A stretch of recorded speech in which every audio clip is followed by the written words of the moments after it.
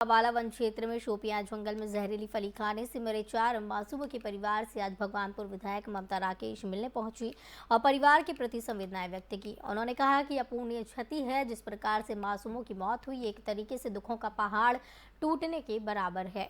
उन्होंने कहा कि जिस प्रकार से परिवार अपना जीवन यापन कर रही हैं वो बहुत ही दुखदाई है।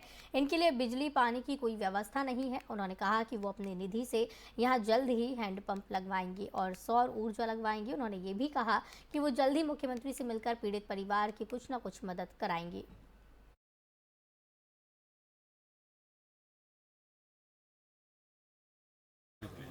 मुझे पता चला था कि 4 बच्चे जंगली फली खाने से मौत हो गई उन बच्चों की, तो इनके परिजनों से मैं मिलने के लिए आई थी। मैं अपनी संवेदनाएं इन परिवार वालों को व्यक्त करती हूँ, इनके साथ हूँ। और यहाँ आकर मैंने देखा कि वास्तव में बहुत कठिन जीवन, दुर्भर जीवन ये लोग जी रहे हैं। यहाँ बात करने पर पता चला कि ना तो इनके पास कोई हैंडपम्प है, पेयजल की कोई व्यवस्था नहीं है, प्रकाश की कोई व्यवस्था नहीं है। जंगल में अपना जीवन कठिन परिस्थितियों में व्यतीत कर रहे हैं। तो मैं बहुत जल्द इनके लिए एक हैंडपम्प और लाइट की व्यवस्था यहाँ पर करवाऊँगा। मैंने दिया जो मदद मेरी तरफ से इन परिवार वालों की होगी, पूरी मदद कराने का काम करूँगा। बिल्कुल निश्चित रूप से यहाँ लाइन ही नहीं है तब तक मैं सोलर लाइट यहाँ पर लगवाने का काम करूँगी, ताकि मसूरी प्रदेश कांग्रेस के अध्यक्ष करण सिंह माहरा ने पत्रकारों से बातचीत में प्रदेश में बिगड़ती कानून व्यवस्था के लिए डीजीपी को दोषी मानते हुए उनसे इस्तीफे की मांग की है। उन्होंने कहा कि अंकिता भंडारी के साथ कई ऐसे अपराध प्रदेश में हुए जिनका खुलासा आज तक नहीं हो पाया। ये सब बीजेपी की विफलता है, जिसके आधार पर डीजीपी को तत्काल इस्तीफा दे देना चाहिए। उन्होंने कहा कि डीजीपी के द्वारा अपराधियों के साथ आंदोलनकारियों को भी जोड़ दिया है। आंदोलनकारियों द्वारा अपने मांगों को लेकर किए जा रहे आंदोलन को लेकर उन्होंने पुलिस को सख्ती से निपटने के निर्देश दिए। उन्होंने कहा कि डीजीपी द्वारा कांग्रेस कार्यकर्ताओं को धमकी दी जा रही है। लोकतंत्र में जुलूस निकालना, अपनी बात करना और लोगों को समझाना का अधिकार है और अगर इसे रोकने की कोशिश की जाएगी तो पुरजोर इसका विरोध किया जाएगा। खुद मुख्यमंत्री और चीफ सेक्रेटरी ने उस पर मोहर लगा दी। मुख्यमंत्री ने कहा तेरी फाइल मेरी फाइल के झगड़े खत्म करिए। चीफ सेक्रेटरी ने कहा कि अधिकारी ढंग से काम नहीं कर रहे हैं। तो इसका मतलब है लाल फीताशाही हावी है और प्रदेश में मुखिया की बात कोई नहीं सुन रहा है। और उसका कारण भी है, मुखिया एक तरफ कहते हैं कि हम कार्रवाई करेंगे काम नहीं करने वाले पे, और इतनी भ्रष्ट कानून व्यवस्था चल रही है। पुलिस लाइन में एक बुजुर्ग को लूट लिया जाता है, 15 साल की लड़की के ऊपर गोली चल जाती है, 4 साल की लड़की की हत्या का रेप हो जाता है।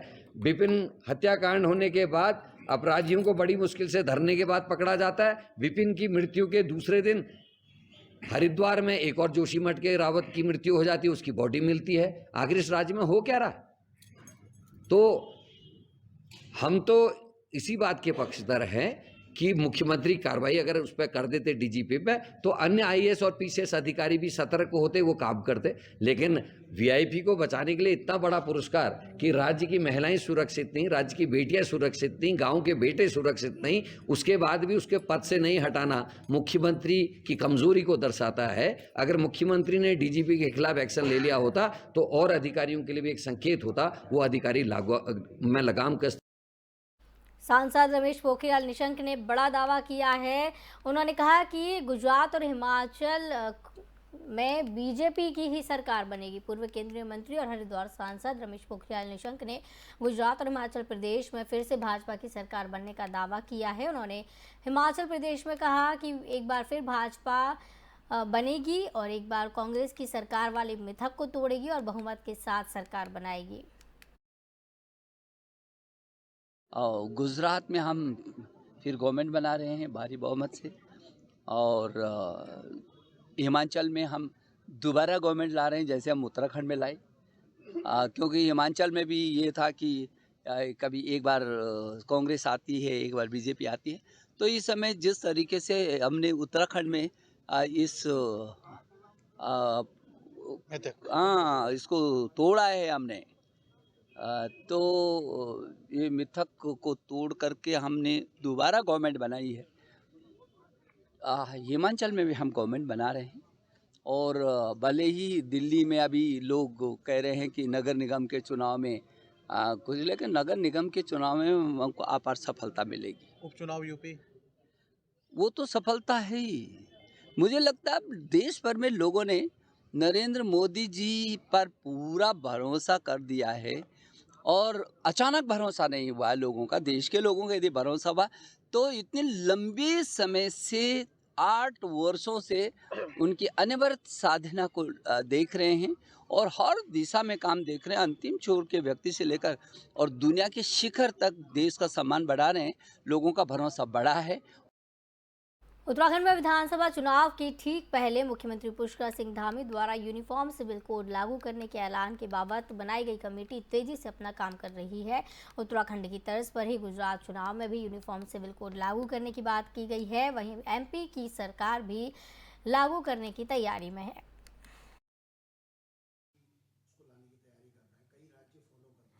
किस तरीके का ये कानून आप देख रहे हैं सर, क्योंकि एक लंबा समय भी मिलेगा, सारे स्टेक होल्डर सारे लोगों से टीम बात भी कर पाएगी, एक मजबूत ड्राफ्ट बन पाएगा।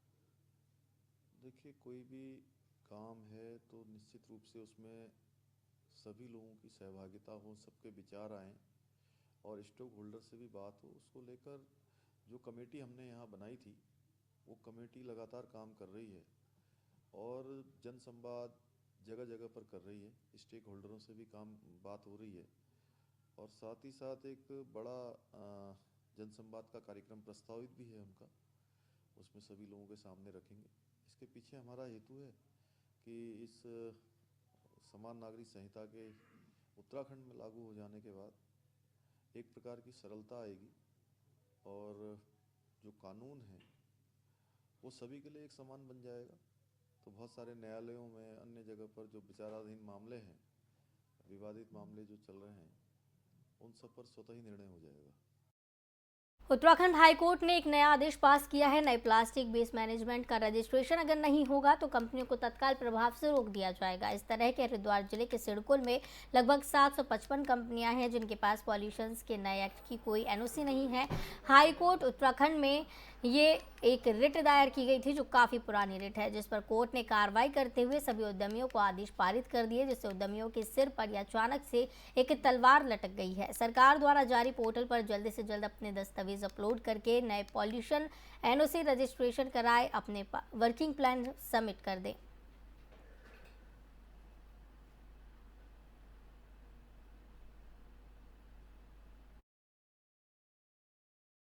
प्लास्टिक वेस्ट मैनेजमेंट रूल 2018 के कंप्लायंस के रिगार्डिंग है। इसमें ऑनरेबल हाई कोर्ट ने एक पीआई लगी हुई 93/2022 जितेंद्र यादव वर्सेस भारत सरकार, उसमें ये आदेश दिए थे कि प्रत्येक प्रोड्यूसर, ब्रांड ओनर और रिसाइकलर्स को CPCB पोर्टल पर रजिस्ट्रेशन करना है और उसकी एक डेडलाइन थी। वो डेडलाइन में उन लोगों ने अप्लाई नहीं किया। उसके बाद स्टेट PCB ने उन सब के कंसर्न रिजेक्ट कर दिया है। ये जो प्रोड्यूसर, ब्रांड ओनर है उन पर लागू होगा और उन लोगों को रजिस्ट्रेशन करना है और एक्शन प्लान सबमिट करना है स्टेट PCB। ये मामला ऑनरेबल हाई कोर्ट में चल रहा है, इसके आगे मैं आपको कुछ नहीं बता पाऊंगा। अभी लेटेस्ट उत्तराखंड हाई कोर्ट ने एक ऑर्डर पास किया है जिसमें उन्होंने डायरेक्शन दिया है कि जिन फैक्ट्रियों के पास जो प्लास्टिक वेस्ट मैनेजमेंट का नया एक्ट आएगा उसका रजिस्ट्रेशन नहीं है, उनको तुरंत प्रभाव से बंद कर दिया जाए। उनकी जो NOC पॉल्यूशन डिपार्टमेंट ने दी है वो निरस्त कर दिया है और उनकी वर्किंग को रोक दिया जाए। तो इस तरह की करीब लगभग 755 यूनिट हैं जो हरिद्वार जिले में कार्यरत हैं, उन पे बंदी की तलवार लटक गई है अचानक। इसलिए ये मीटिंग रखी गई है कि हम उसका रास्ता निकालें कि हम उसके लिए क्या रेमेडी लें, हाई कोर्ट में जाएं कि और आगे कोर्ट में जाएं और किस तरीके से। चंपावत के लोहाघाट में NH के खिलाफ मंगलवार को नगर पालिका अध्यक्ष और व्यापारियों का आक्रोश फूट पड़ा। व्यापारी पालिका अध्यक्ष गोविंद वर्मा के नेतृत्व में नारेबाजी करते हुए लोहाघाट के पंचेश्वर टैक्सी स्टैंड के पास सड़क किनारे धरने पर बैठ गए। आक्रोशित व्यापारियों ने NH के खिलाफ जमकर नारेबाजी करते हुए सड़क निर्माण कार्य को लेकर तुरंत शुरू करवाने की मांग की। नगर पालिका अध्यक्ष गोविंद वर्मा व व्यापारियों ने कहा कि NH अधिकारियों के द्वारा स्टेशन बाजार की सड़क में डामरीकरण व नाली सुधारीकरण कार्य करने का बार बार आश्वासन दिया जा रहा है, लेकिन कार्य नहीं किया गया, जिस वजह से व्यापारी और राहगीर वाहनों से उड़ने वाली धूल खाने को मजबूर हैं, लेकिन NH के अधिकारियों के कानों में जू तक नहीं रेंग रही है।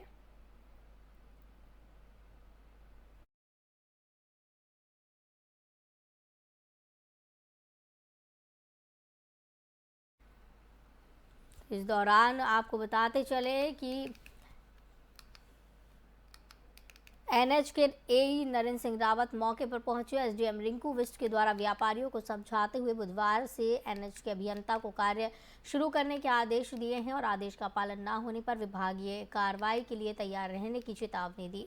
वहीं एनएच के अभियंता नरेंद्र सिंह रावत के द्वारा लिखित में व्यापारियों से बुधवार से सड़क में कार्य शुरू करने की बात मानने पर पारी का अध्यक्ष व व्यापारी धरने से उठ गए।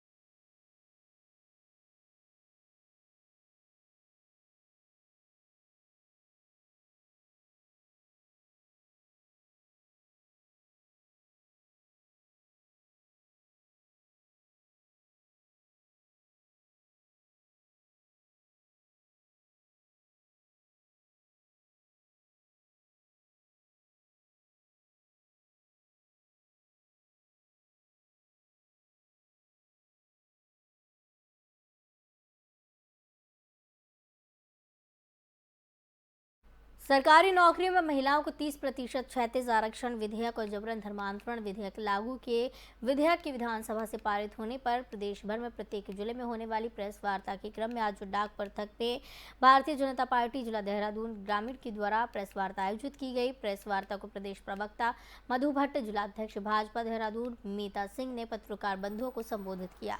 प्रदेश प्रवक्ता मधु भट्ट ने कहा कि उत्तराखंड राज्य प्राप्ति में महिला मातृशक्ति की सर्वाधिक योगदान है। सरकारी नौकरियों में महिलाओं के लिए 30% क्षैतिज आरक्षण से महिलाओं के उत्थान में बड़ा परिवर्तन आने वाला है। जबरन धर्मांतरण संशोधन विधेयक के आने से जबरन धर्म परिवर्तन के लिए 50,000 का जुर्माना, 3 से 10 साल की गैर जमानती कैद का प्रावधान किया गया। इस कानून से जबरन धर्मांतरण करने पर रोक लगाने में सहायता मिलेगी। प्रेस वार्ता में पूर्व जिला महामंत्री अरुण मित्तल, जिला महामंत्री विनोद कश्यप, मंडल अध्यक्ष अरुज गलीरिया जैसे कई लोग मौजूद थे।